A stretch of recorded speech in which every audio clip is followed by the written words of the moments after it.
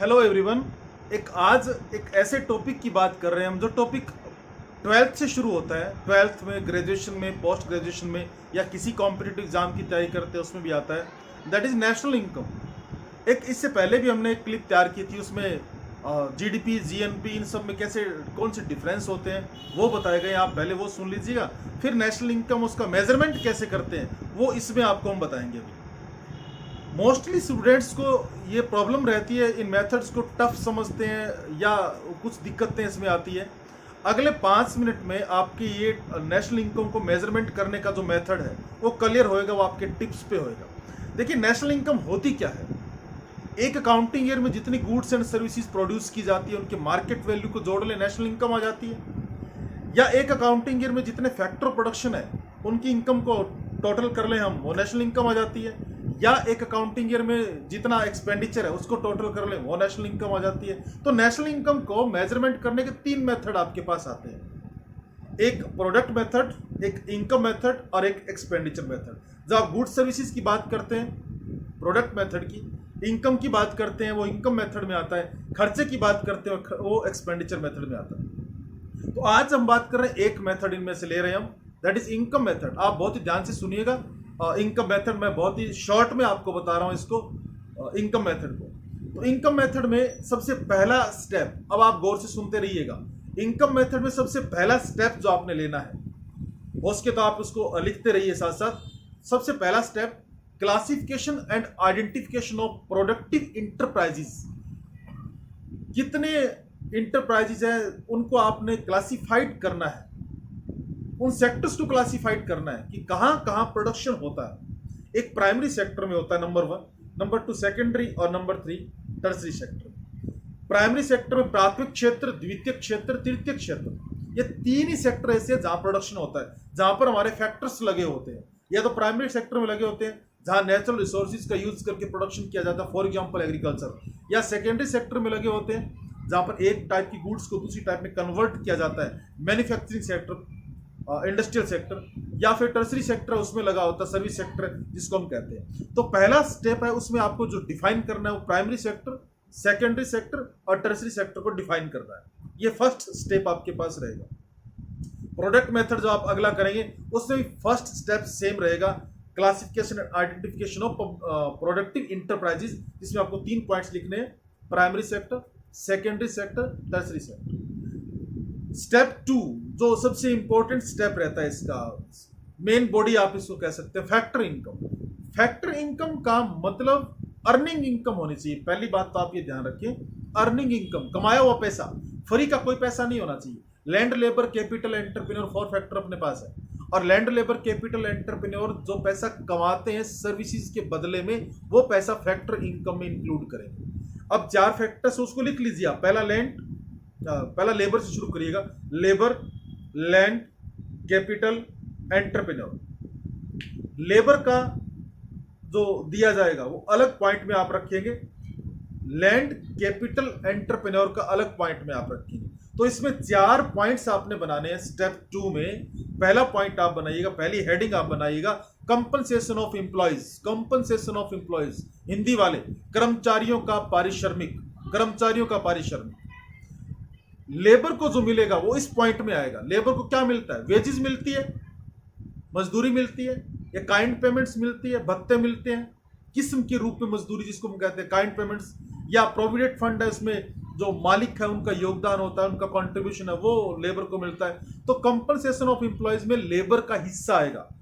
दूसरा पॉइंट रहता है, दूसरा आप लिखेंगे ऑपरेटिंग सरप्लस, परिचालन अधिशेष, ऑपरेटिंग सरप्लस।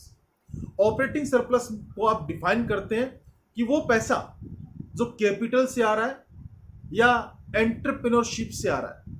मैं फिर बता रहा हूं आपको, कैपिटल प्लस एंटरप्रेन्योरशिप।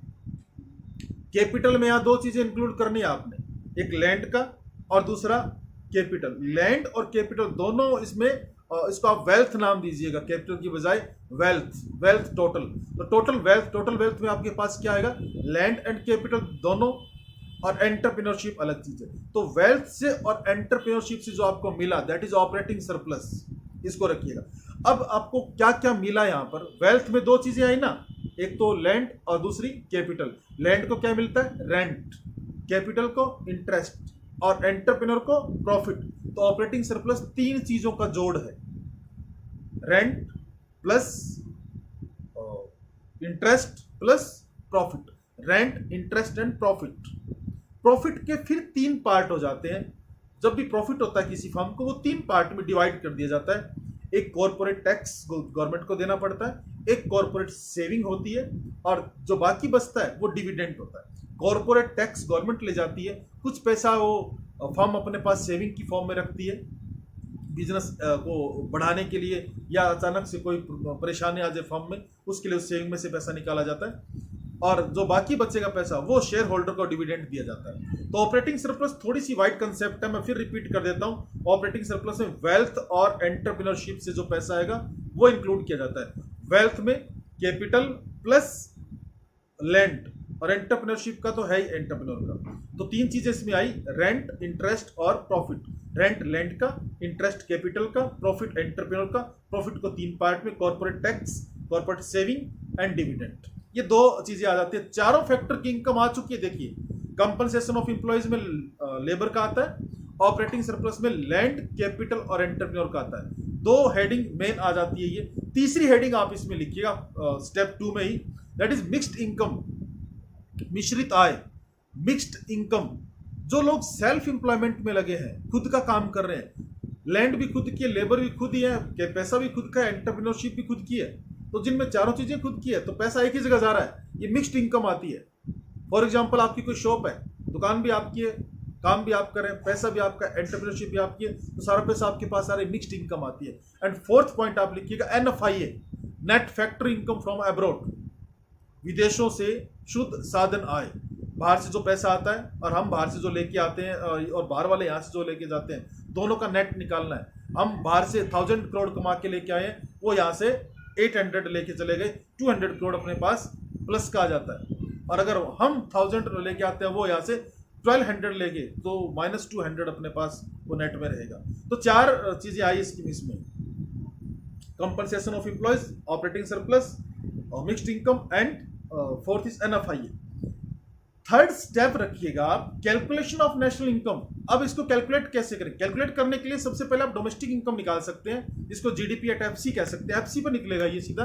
MPFC को समझने के लिए आप पिछली क्लिप देख सकते हैं, उसमें क्लियरली बताया गया। तो यहाँ पर GDP एट FC निकाल सकते हैं, या डोमेस्टिक इनकम जिसको कह सकते हैं, घरेलू आय। आप compensation of employees plus operating surplus plus mixed income, इन तीनों को ऐड कर दीजिए, डोमेस्टिक इनकम आ जाएगी। नेशनल इनकम निकालने के लिए डोमेस्टिक इनकम प्लस NFIA, यानी चारों को आप ऐड कर देंगे तो आपके पास नेशनल इनकम आएगी।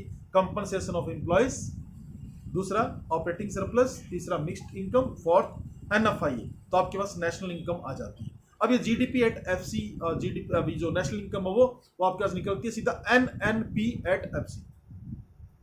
NNP एट FC, ये ध्यान रखिएगा, net national income at factor cost, ये आपके पास डायरेक्ट निकलती है। तो इस तरीके से आप इस मेथड को कर सकते हैं। कुछ प्रिकॉशंस होती है, प्रिकॉशंस में आप एक ही ध्यान रखिएगा जब भी आप इसकी प्रिकॉशंस करें, कि सिर्फ अर्निंग इनकम को इंक्लूड करना है, कमाए हुए पैसे को इंक्लूड करना है, फ्री का कोई पैसा इंक्लूड नहीं करना है। आपको जो पैसा मिल रहा है आपकी सर्विसेज के बदले में, वही आपको पैसा ऐड करना होता है। फ्री का पैसा जैसे कि स्कॉलरशिप्स है वो ऐड नहीं करते हम, या अनएम्प्लॉयमेंट अलाउंसेस मिलते हैं ऐड नहीं करते हम, ओल्ड एज पेंशन होती है वो ऐड नहीं करते, रिटायर्ड पेंशन को ऐड किया जाता है क्योंकि वो कमाया हुआ पैसा होता है पहले। तो फैक्टर इनकम में ये मेन चीज़ें आपने इसमें ध्यान रखी।